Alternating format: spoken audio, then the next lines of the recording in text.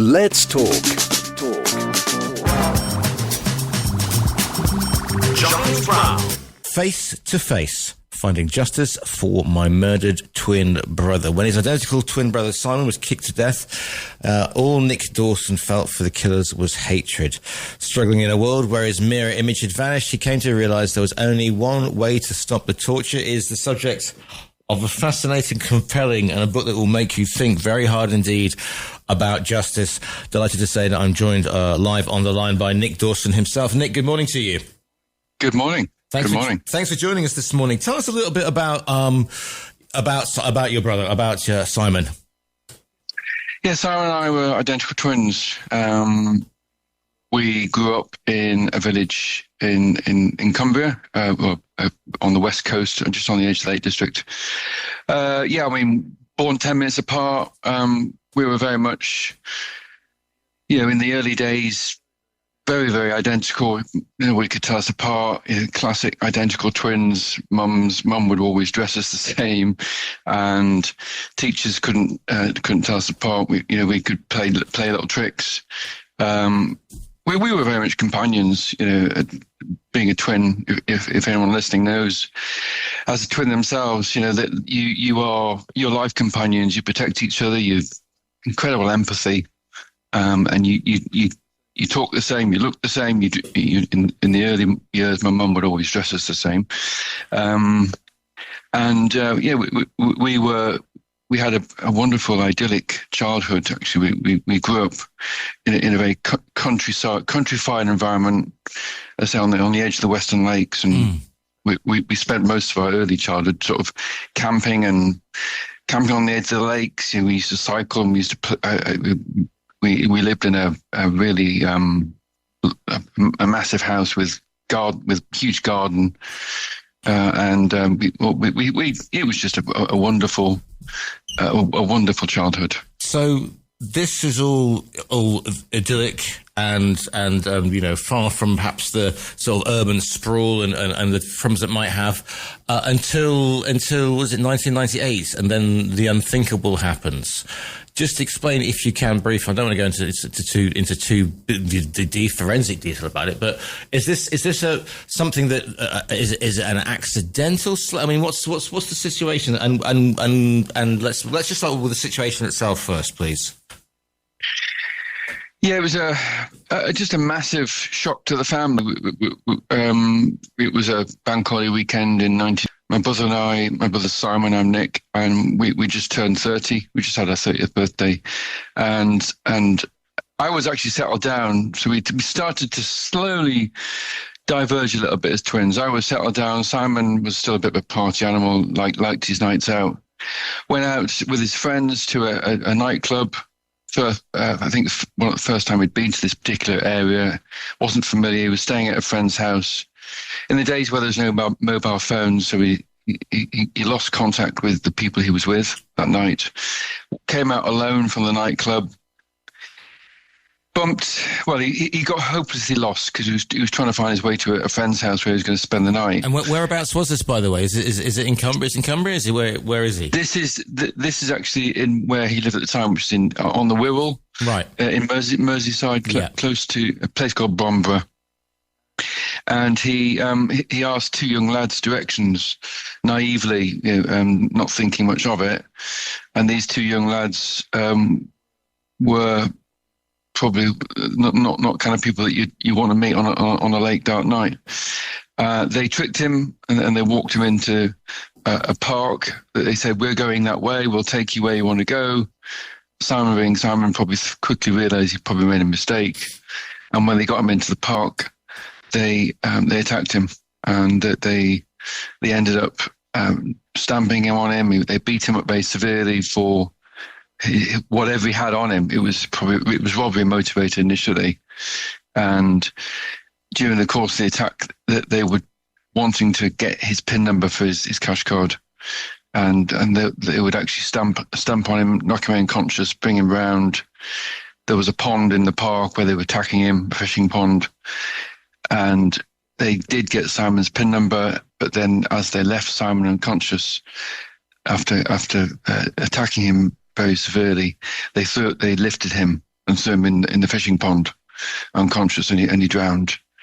So he was found the following morning by a man walking his dog.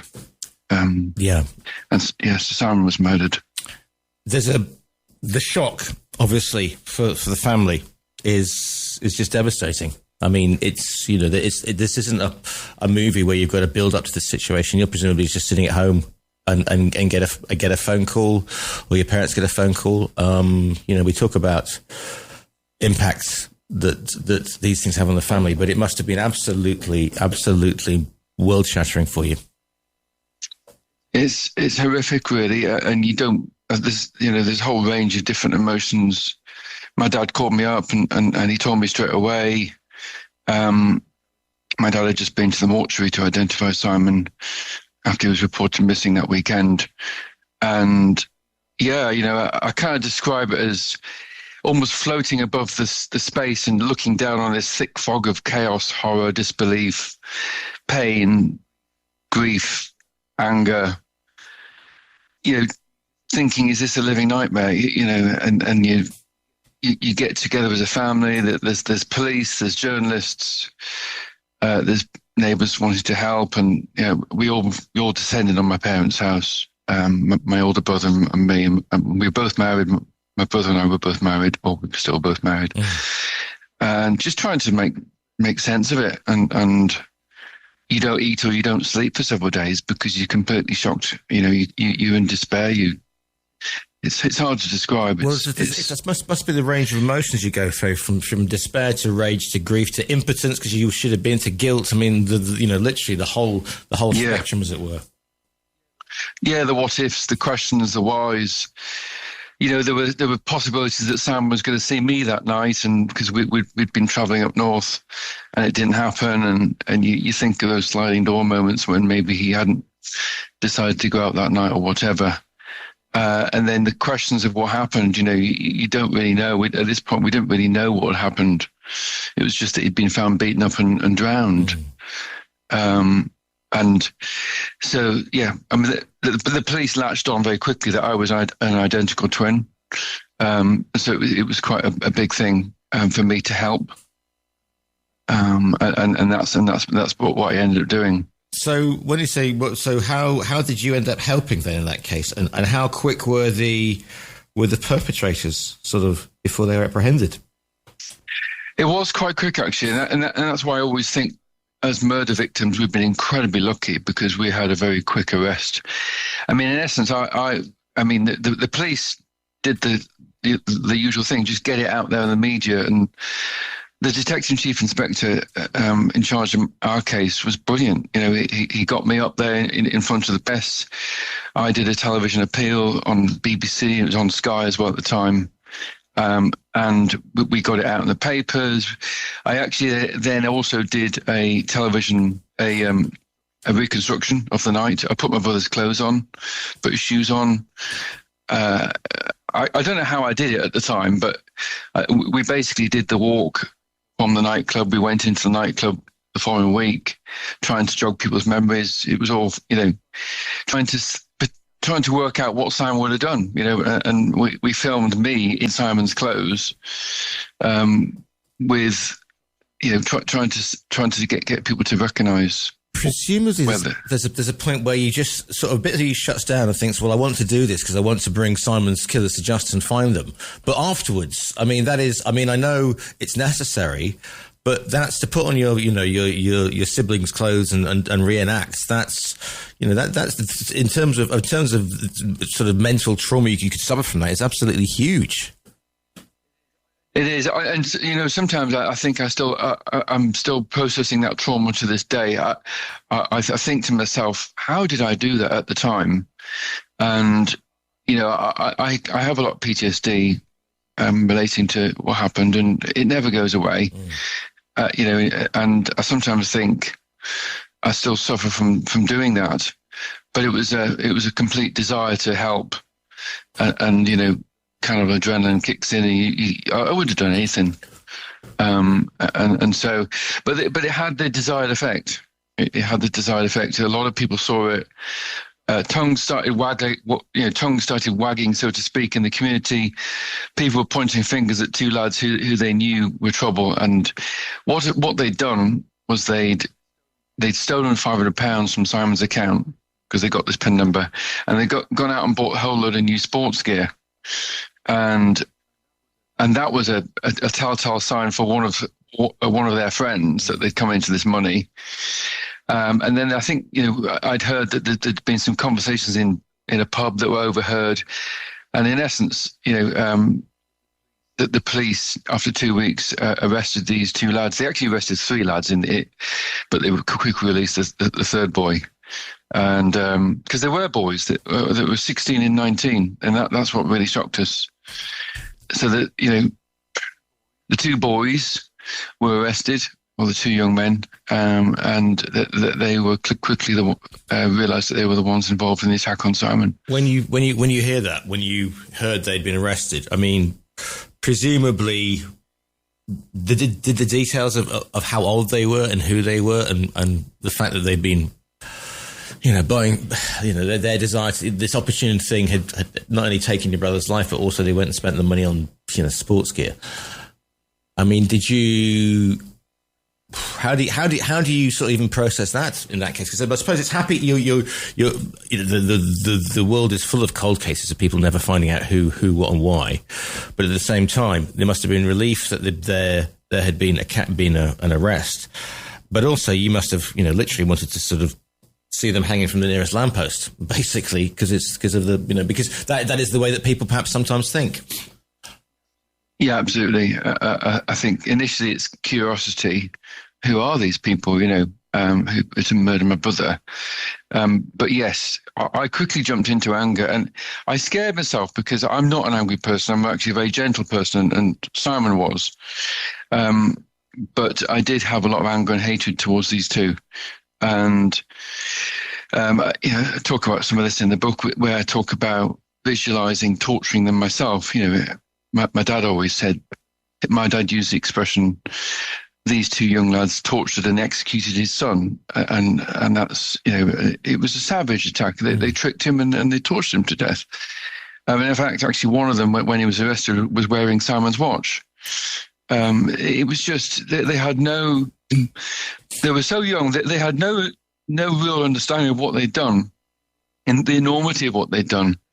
To them, it was like we'd hit a lad, we'd got some money, and we'd gone home. And the fact that they killed him, so what were they? They were almost subhuman to me. They were completely removed from my life, from normality in terms of my definition, and then to learn that they were boys, 16 and 19, or young men, was shocking. It's interesting, isn't it? Because we like to think that we're sensible, sort of sensitive human beings, gentle, the whole thing, and then something like this comes out, and you just want vengeance, don't you? That's the thing. It's something at a guttural level, Nick. I think you're right. I think the human psyche is almost, you do go through those thoughts, and you do think of revenge.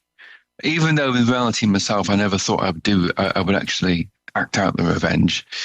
I dream of hurting them. You want to hurt them for that they've hurt you, and the fact that they gave Simon no mercy, and I know from finding out later that Simon was crying, and he was begging them to stop hitting him and begging them to stop and just go. But they showed zero. It was evil. It was just, that's what I described it as. I described them as evil monsters. That's all they were. When you, obviously it came to a court case, presumably you sat in on the court case, you were there, because for most of us, we will never be inside a court case, because hopefully our words will never connect with that. And so it's a very alien experience.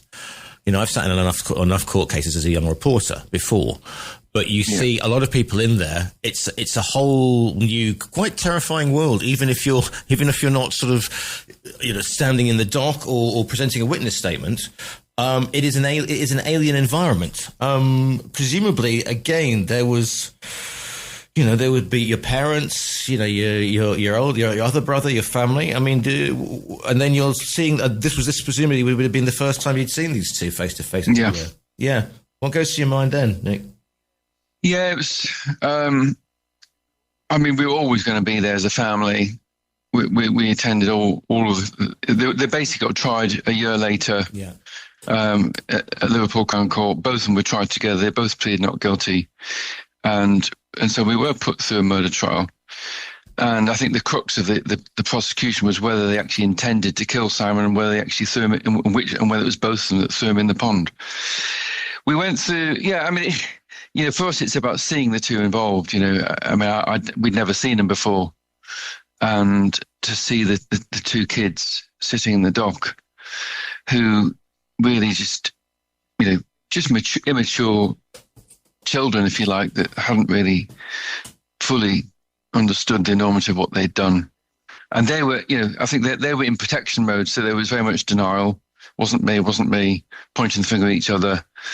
And, it's bizarre because you sit next to we were sitting next to the parents of the two accused. Yeah. So you kind of like, you're the victim's family and then you're mixing with the offenders' families. And so you don't know whether to look at them, whether to say anything to them. And I know it's quite emotional at one point. The younger lad's mum came up to my mum and gave her a hug. And I think she was just ashamed of what was happening. But it is a strange situation. And how did your mother? Because it's not a Disney movie. I mean, how did your mother react when she gets hugged by, another mother? She didn't know what to do. She didn't expect it. I think she just. My mum was in such trauma that she did take a hug. Yeah. She's crying. Yeah. A lot, but yeah. Yeah. When the verdict gets read out, there's that moment, and that is a movie thing, isn't it? Because your heart rate goes to the bloody roof. You're stressed. Your adrenaline punches above its weight.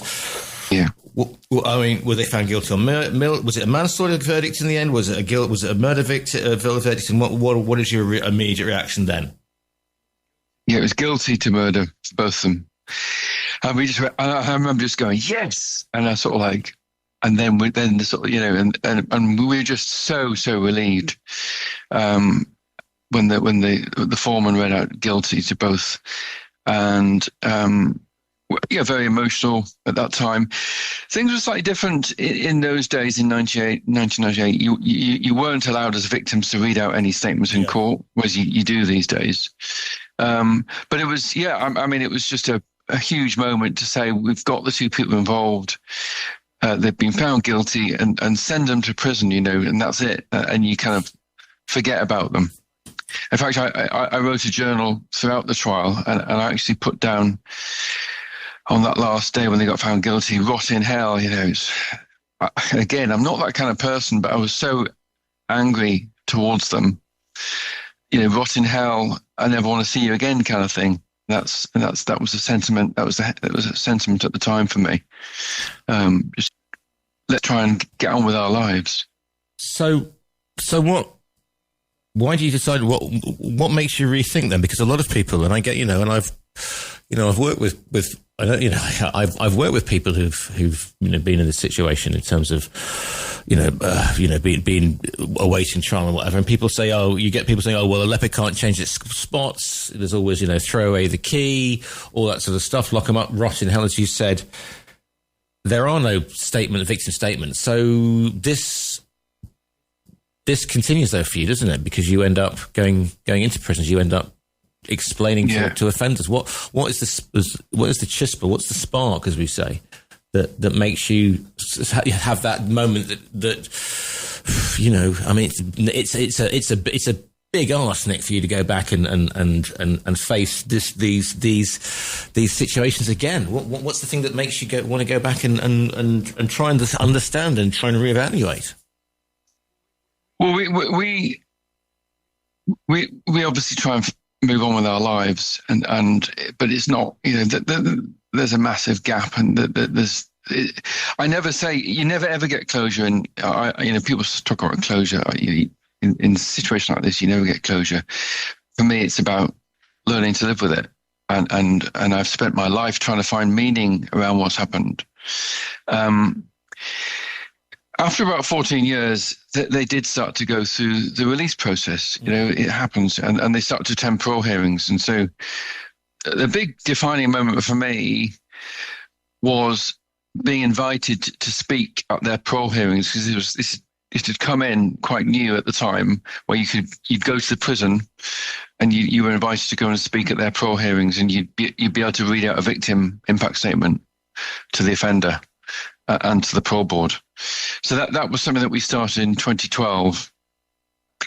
And when I went to my first parole hearing for the older offender, it was an incredibly emotional experience, because I saw somebody who I originally seen as a child, effectively, or a young adult, and he was a very emotional.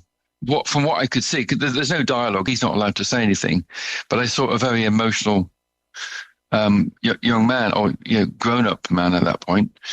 And the same for the other offender. We went to his prison a year or two later. Same response. A very emotional. Someone who looked quite ashamed, actually. And actually, to that meeting with that, it was the younger offender who I started a connection with. We eventually went into this process of something called restorative justice, which is a process which allows some dialogue and a potential meeting, or just connection between offender and victim. And it was a long process, and they do a lot of checking, and you think long and hard about what's the right thing to do. But the younger offender, we ended up having a restorative justice conference and a meeting together. Do you think that because they're not 16 and 19, and then 14 years later they're obviously men, as you said, and for you, is it? Do you think this was part of the process because now they understood? I mean, they'd had 14 years to dwell on as to where they were. Because I've seen young men attend hearings, and they think they're in a rap video, and they think that they're going to get they're going to be sent down. It'll all be cool, and then they'll walk off to their girlfriends, and then suddenly when the shock hits them, the reality of it is pretty devastating, because they're kids. I'm not saying that the murder of your brother is something that should be treated lightly, but is there something that you were able to see that these people, these men now realise the enormity, and it's not just Simon, it's the whole, everybody who knew him, your family, that it had absolutely devastated, and I mean that word absolutely, how it comes from, because there's no coming back from that. Yeah. Yes, I definitely saw a change in the offender. I'm both offenders, actually, but I only ended up meeting one of them. And I think it's the passage of time. Certainly for me, my anger had subsided. I'm still angry. That's nothing's ever going to take that away. But I particularly wanted a meeting because I wanted answers. I wanted, as strange as this sounds, I wanted to bring to life those last few minutes of my brother's life. I wanted to know, and that's part because I'm his identical twin. So, one of my big driving forces around meeting him was to get answers to that night. But then I also wanted to tell him how hurt I was, and that was a very important part of giving a victim a voice. And effectively, you remember, I've got Simon's voice. In that moment, Simon speaks from within me, in some senses. And so it was about Simon, through me, having some discourse with this person who killed him.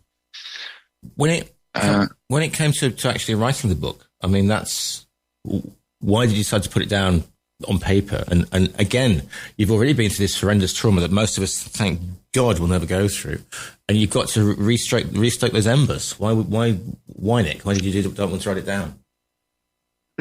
The book is several reasons for the book. First and foremost, I've always wanted my story to help others. And that's, as we talked earlier about, I do a lot of work in prisons, and I tell my story to groups of offenders in prison to try and help them understand the life journey of a victim of crime. And so the book is getting my story out there to help others. Secondly, it's a very cathartic process writing a book about what happened, I've found, and it's helped me in a therapeutic sense. It's helped me get it down.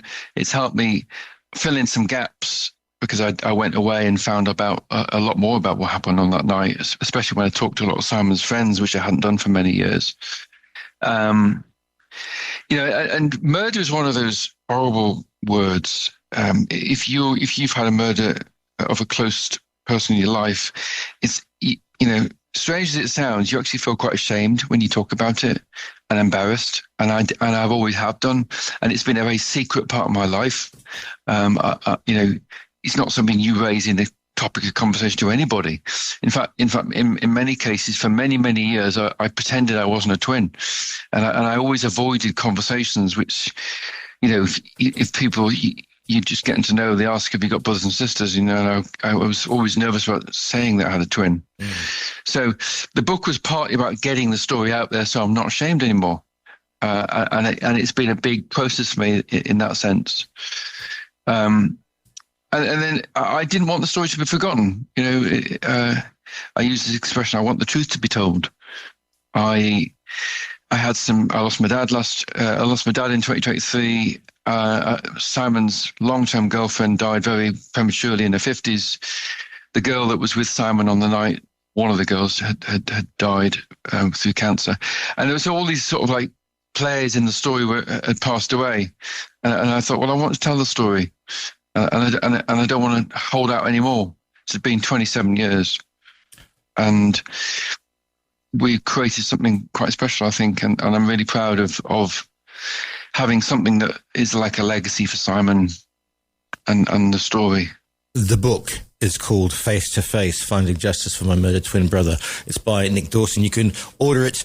Via our own virtual bookstore, or even better, go down to your own independent bookseller and ask for the book. But you'll see a picture of it anyway on our virtual bookstore. Nick, if people want to follow you and find out more information about what you went through, where's the best place to find you? I've got a Gmail address which I put in the book. It's contactnickdawson@gmail.com. No spaces. Contact Nick Dawson @gmail.com. The book is called Face to Face. It's by Nick Dawson. Nick, it's been a pleasure to speak to you this morning. Thank you, Giles.